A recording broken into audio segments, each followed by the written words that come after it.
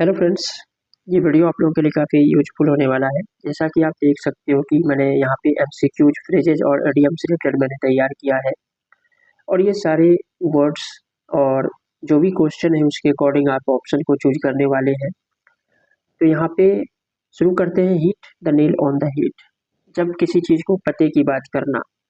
यहाँ पे सबसे पहले ऑप्शन देख लेते हैं। टू हर्ट समवन बैडली, या किसी को बुरी तरह से चोट पहुँचाना, या यहाँ पे जो लिखा गया है to describe exactly what is causing a situation, या टू टेक रिवेंज, बदला लेना, या किसी चीज को पूर्णतः बर्बाद कर देना। To destroy something completely.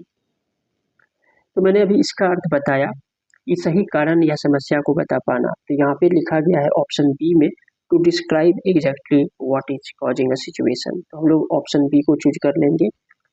Next question है यहाँ पे put a good face on. Put a good face on का क्या अर्थ होता है? जब चाहे मैं इसका अर्थ पहले मैं बता देता हूँ कि हालात चाहे जैसा भी हो, अच्छा दिखने का कोशिश करते हैं। ये ये प्रिटेंड करते हैं कि सब कुछ ठीक है। तो यहाँ पे ऑप्शन जब अर्थ मैंने बताया तो ऑप्शन चूज करना काफ़ी आसान हो गया यहाँ पे, क्योंकि यहाँ पे लिखा है फर्स्ट में ही ऑप्शन ए में लिखा है to pretend everything is fine in a bad situation. कि प्रिटेंड करना, ये दिखाने की कोशिश करना कि हर चीज़ ठीक है, भले ही आप अंदर से अपसेट या काफ़ी डाउन फील कर रहे हैं, फिर भी ये बताना कि हाँ सब कुछ ठीक है। यहाँ पे ऑप्शन ए को हम लोग चूज कर लेंगे। नेक्स्ट यहाँ पे देखेंगे spill the beans.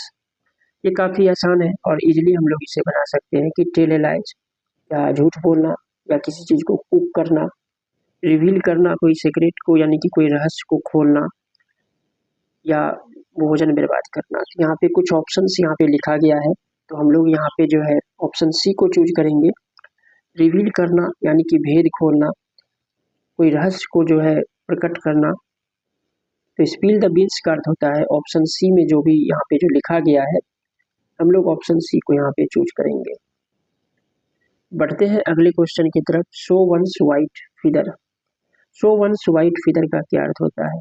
To show bravery, to accept defeat with pride, show, to show signs of cowardice, to express happiness. ये सारे कुछ ऑप्शंस यहाँ पे लिखे गए हैं। तो यहाँ पे हमें ऑप्शन को सही ऑप्शन, राइट जो ऑप्शन होने वाला है उसे चूज करना है। तो फ्रेंड्स, कायर की तरह जब व्यवहार करते हैं, कायर की तरह या कायरता दिखाना, तो यहाँ पे जो ऑप्शन सी में लिखा गया है टू शो साइंस ऑफ कॉर्डाइस, तो यहाँ पे ऑप्शन सी को हम लोग चूज करेंगे। बाकी टू शो ब्रेवरी, बहादुरी दिखाना, तो यहाँ पे मैंने बताया अभी कि कायरता की तरह व्यवहार करना, कायरता। तो कायरता से यहाँ पे संबंधित यहाँ पे जो वर्ड लिखा गया है ऑप्शन सी में टू एक्सप्रेस हैप्पीनेस, खुशी व्यक्त करना, ये तो नहीं होगा। या कोई पराजय को स्वीकार करना, ये भी नहीं होगा। ऑप्शन सी को हम लोग चूज कर लेंगे। नेक्स्ट आप यहाँ पे देख सकते हो bite off more than you can chew. ये फ्रेज है और आपको यहाँ पे जो है eat too fast, to take on a task that is to be, quick loudly, over think a situation. ये कुछ यहाँ पे ऑप्शन दिए गए हैं। तो डिपेंड करता है आपको मीनिंग जो है वो आना चाहिए। या कभी अगर आप पढ़े हो तो वहाँ पे आप जो है इजीली जो है ऑप्शन को, राइट ऑप्शन को आप जो है चुन सकते हैं। तो जब किसी वैसे कार्य को हम जिम्मा उठा लेते हैं जो काफ़ी बड़ा है, या उसे हैंडल करना जो है आपके लिए काफ़ी जो है डिफिकल्ट हो रहा है, तो यहाँ पे जो लिखा गया है ऑप्शन बी में to take on a task that is too big, तो यहाँ पे ठीक इसके मीनिंग को जो है ऑप्शन बी में यहाँ पे जो लिखा गया है वो दे रहा है। तो हम लोग ऑप्शन बी के साथ चले जाएंगे। नेक्स्ट है यहाँ पे under the weather. Under the weather का क्या मतलब होता है? To feel unwell, to be surprised, to enjoy the weather, या टू गो आउट। ये कुछ यहाँ पे ऑप्शंस लिखा गया है, जैसा कि देख सकते हो। तो जब हम अस्वस्थ महसूस करते हैं, थोड़ा कह सकते हो कि अस्वस्थ, यहाँ पे जो लिखा गया है टू फील अनवेल, तो ऑप्शन ए को हम लोग चूज करेंगे। यहाँ पे जो लिखा गया है टू बी सरप्राइज्ड, या टू एंजॉय द वेदर, या टू गो आउट, ये सारे ऑप्शंस नहीं होने वाले हैं। टू फील अनवेल हो जाएगा जब अंदर से हम थोड़ा डाउन महसूस करते हैं, अस्वस्थ महसूस करते हैं, तो उसी सेंस में ये यूज भी किया जाता है अंडर द वेदर।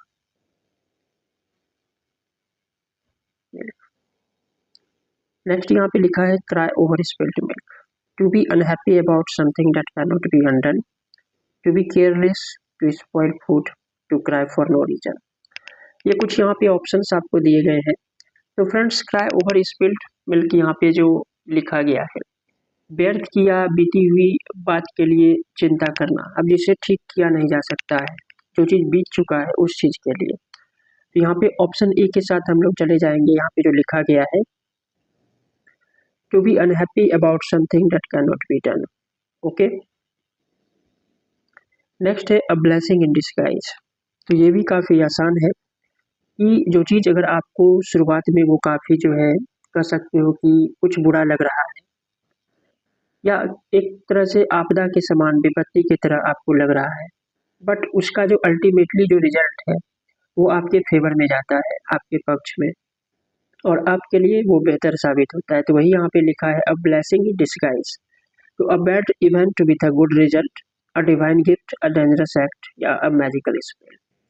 तो यहाँ पे जो लिखा गया है अ बैड इवेंट, कि कोई बुरा इवेंट, कोई घटना विथ अ गुड रिजल्ट, लेकिन उसका जो रिजल्ट है, उसका जो अल्टीमेटली जो परिणाम है वो आपके फेवर में अच्छा होता है। तो उसी सेंस में ये वर्ड यूज भी किया जाता है, a blessing in disguise. Cut corners, ये भी इम्पोर्टेंट है फ्रेज। कट कॉर्नर, यहाँ पे ऑप्शन दिया गया है, to do something poorly, to save time और money, to be smart, to take a shortcut safely, या टू कट ऑल डायरेक्शन। तो फ्रेंड्स, कट कॉर्नर का क्या मतलब होता है? तो यहाँ पे जो लिखा गया है कट कॉर्नर, तेजी से कोई काम जैसे तैसे जब करते हैं, तेजी से कोई काम। तो यहाँ पे जो लिखा गया है ऑप्शन ए में, टू डू समथिंग पुअरली, भले ही उस काम का जो क्वालिटी है वो काफ़ी पुअर है, बस आप उस काम को खत्म करना चाहते हैं। तो वही यहाँ पे लिखा है, to do something poorly, to save time और मनी। तो इसका वही अर्थ होता है कि तेजी से कोई काम को जैसे तैसे कर देना। बाकी यहाँ पे ऑप्शन उसके अकॉर्डिंग नहीं है। हिट द सैक, तो यहाँ पे काफ़ी इनफॉर्मल अब्यूज ये होता नहीं है, लेकिन यहाँ पे जो पूछा गया है हिट द सैक का क्या मतलब होता है? क्विट, कोई जॉब को क्विट करना, छोड़ देना, या बिस्तर पे सोने जाना, गो टू बेड, या पंच अ बैग, या टू थ्रो समथिंग अवे, या किसी चीज़ को फेंक देना। तो यहाँ पे गो टू बेड हो जाएगा, यानी कि सोने जाना, गो टू बेड। तो इसका इसी सेंस में यूज भी किया जाता है, तो आपको याद रखना है। ऑप्शन बी के साथ हम लोग चले जाएंगे, to go to bed. Next है, यहाँ पे आप देख सकते हो, cost an arm and a leg. Very cheap, क्या इसका मतलब बहुत सस्ता होता है, या कोई चीज़ जो अत्यंत खर्चीला है, काफ़ी एक्सपेंसिव है, डेंजरस है, या जिसका कोई मोल नहीं है, कह सकते हो कि वो बिल्कुल वर्थलेस है। तो cost an arm and a leg, इसका अर्थ होता है काफ़ी एक्सपेंसिव होना, काफ़ी खर्चीला होना। तो फ्रेंड्स, आपको याद रखना है कि यहाँ पे ऑप्शन बी के साथ हम लोग चले जाएंगे, काफ़ी expensive, extremely expensive. Cost an arm and a leg का जो मीनिंग यहाँ पे मैंने बताया। नेक्स्ट आप यहाँ पे देख सकते हो फ्रेंड्स, यहाँ पे जो लिखा गया है कि to let sleeping dog lie, means इसका क्या अर्थ होता है कि टू रिमेन लेजी, आलसी बने रहना, वेक समवन, आप किसी को जगा देना, या to avoid restarting a conflict, या इग्नोर रिस्पॉन्सिबिलिटी, या जिम्मेदारी से पीछे हटना।